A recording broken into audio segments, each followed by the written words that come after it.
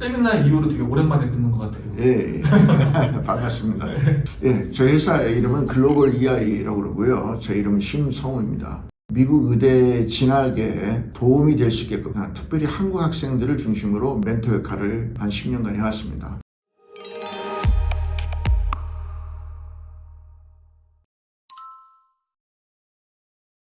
예, 190개가 넘는 이제 미국 의대가 있는데 한 10년 전보다 미국 의대의 학생들의 정원의 숫자는 꾸준하게 증가하고 있습니다. 2만 9천 명 정도의 정원을 가지고 있는 의대가 지원하는 학생들이 6만 명 정도 된다면 그 사실 경쟁률로 따지면 그렇게 큰 경쟁은 아니었습니다.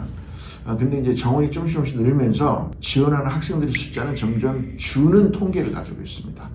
그러면 더 입학이 쉬워진다는 건가요? 이게 단순하게 얘기할 수 있는 건 아니고 미국 의대는 좋은 퀄리티 교육을 자질 있는 학생과 잠재력이 풍부한 학생들을 잘 선발해서 교육을 시켜야 되기 때문에 미국 의대에 대한 장벽은 여전히 높다. 그렇지만 기회는 항상 더 열려있다.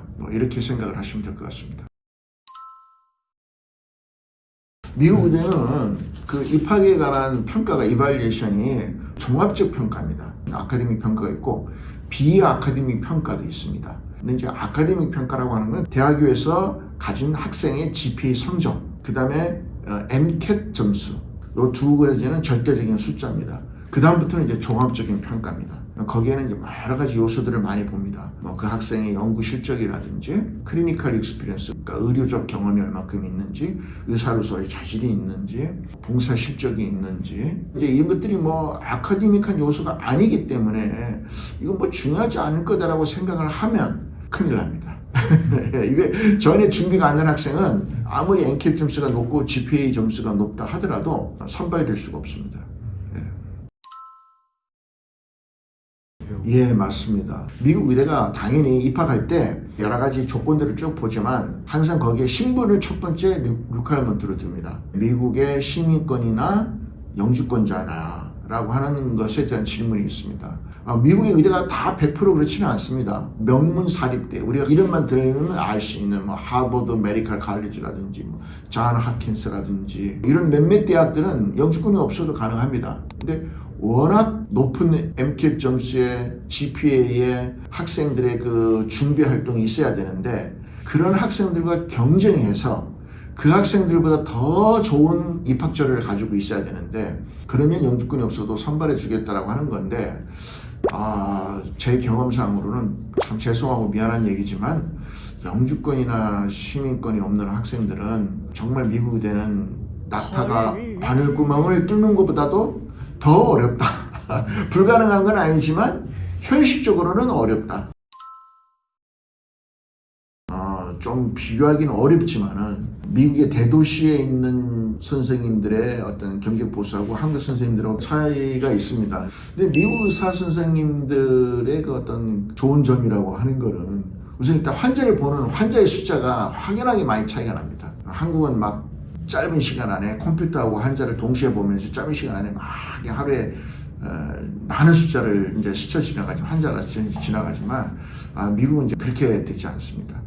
상당히 적은 환자를 보고 보험제도가 잘 돼 있기 때문에 의사 선생님들의 어떤 의료 과실 문제나 이런 것들이 보험으로 잘 정리가 되고 제도적으로는 미국의 의료비가 비싼 만큼 의사 선생님에 대한 대우나 처우나는 좀 낮다 이렇게 말씀을 드리고 싶습니다.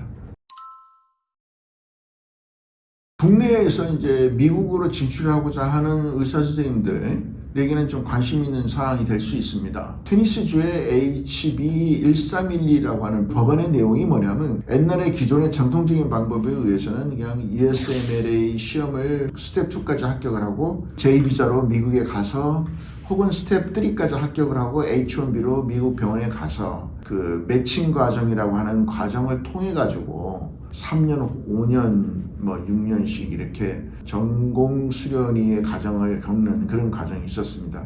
한국 의사 선생님들은 자기가 희망하는 전공에 매칭이 되기가 참 힘들었죠. 대부분 가정의학이나 내과에 많이 매칭이 돼서 이제 그렇게 가게 됐었는데 테니시주의 HB1312 법령의 요 골자는 쉽게 얘기하면 USMLA 스텝 3까지 합격하는 수련받고자 하는 전공에 대해서는 테니스주에 도착하자마자 임시의사 면허증을 주겠다는 겁니다. 이제 이게 상당한 겁니다. 임시의사 면허증을 받고 매칭 과정을 다 생략해주고 테니스주에 11개의 지정된 병원, 조금 시간 지나면 13개의 지정된 병원이 될 거라고 합니다. 그곳에서 2년간 수련 과정을 겪으면 정식의사 면허증을 주겠다는 겁니다. 그래서 테니스주에서 의료 활동을 하는데 부족함이 없도록 주정부가 서포팅하겠다는 것이고, 또 정식의사 면허증을 받고 또 타주로 얼마든지 또 이사해서 갈 수 있습니다. 타주 면허증으로 면허증을 트랜스퍼해 갈 수 있는 방법도 있고 하니까, 이런 식으로 테니스주 같이 정식 의사가 될 수 있는 그 길을 터주는 주가 점점 늘어나고 있습니다. 2025년 1월 1일부터는 일리노이주, 또 2025년 봄부터는 플로리다주, 그리고 뭐 몇몇 주가 지금 이 법령을 주 하원 혹은 상원에 다 올려놓고 손질하고 있는 그런 단계이기 때문에, 앞으로 IMG 출신의 의사 선생님들이 미국의 의료 시장에 진출하는 데는 좀 더 많은 분들이 열려 있다, 이렇게 생각할 수 있습니다. 뭐 한국은 한국 의사 대 외국인 의사야 뭐 비율이 100대 0이라면 미국은 그렇지 않습니다. 거의 뭐 한 반반은 안 되더라도 상당한 숫자가 IMG 출신입니다. 사실 병원에 가보면 뭐 인도 계통, 뭐 필리핀 계통, 한국 계통, 중국 계통 의사 선생님 어렵지 않게 쉽게 많이 접하게 됩니다. 그래서 많이 문호가 열려져 있다라고 생각하시면 됩니다. 단지 이런 건 있습니다. IMG 출신들에게는 내과라든지 가정의학과라든지 소아과라든지 이런 데는 이제 한국 의사 선생님들이 많이 플레이스먼트가 되는데, AMG 출신들에게 좀 더 어려운 과정의 그 전공, 손대기 힘든 과정의 특수한 분야의 선생님들이 많이 매칭이 되고, 고도의 수술 기술을 요하는 의료 전공 과목은 AMG 출신들이 많이 매칭이 되고 있습니다.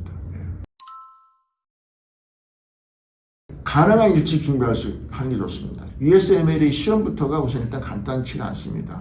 시험의 형식도 많이 바뀌었고, 스텝 1 같은 경우에는 많은 선생님들이 아시다시피 패스 앤 폴이었는데, 옛날에는 스텝 1 같은 경우에는 지원자의 한 93%가 다 합격했습니다. 근데 지금은 패스 앤 폴로 바뀌면서 78%로 내려갔습니다. 그러니까 이제 이게 시험 자체가 간단치가 않으니까 저희들이 시험을 준비시켜주고 공부시켜주는 툴이 있습니다. 가장 빠른 시간 안에 준비를 해서 훈련을 하고, 그 다음에 이제 서티피케이션 받는 것도 좀 경험이 많은 분에게 의뢰를 하면 실수를 좀 줄일 수 있습니다.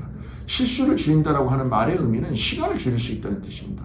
일찍 준비하면 일찍 준비할수록 더 좋다. 시행착오를 줄일 수 있다.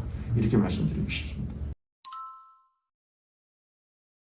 주정부의 상황을 알아보러 가는 거죠. 프로세스는 어떤지, 현황이 어떻게 돼가는지, 그 수속 과정이 어떻게 되고, 우리 한국 의사가 진출할 수 있는 그 가능성은 얼만큼인지, 이런 것들을 점검하러 갔죠. 발효가 되고 최초로 가신 건가요? 거의 그렇죠. 네, 제가 맨 먼저 쫓아가서 한번 그걸 알아봤죠. 인도에서 한 60명 기다리고 있다 그러더라고요. 그럼 이제 국내에서도 충분히 갈 수 있는, 국내에 갈 수 있는데 법안이 발효가 돼가지고 아직 이제 광고가 되지 못했으니까 한국 의사는 거의 정무한 상태고. 근데 만약에 지원을 한다면 이제 저희들이 이제 서포팅 할 수 있죠.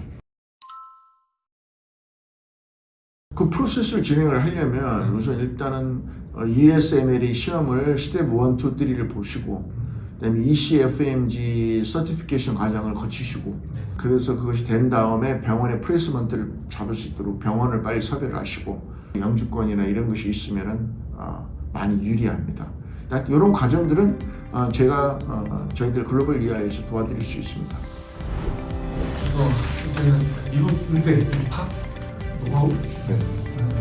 아직 안 끝난 거예요? 네. 또 해요? 네. 좀 더 상세한 부분들 입학을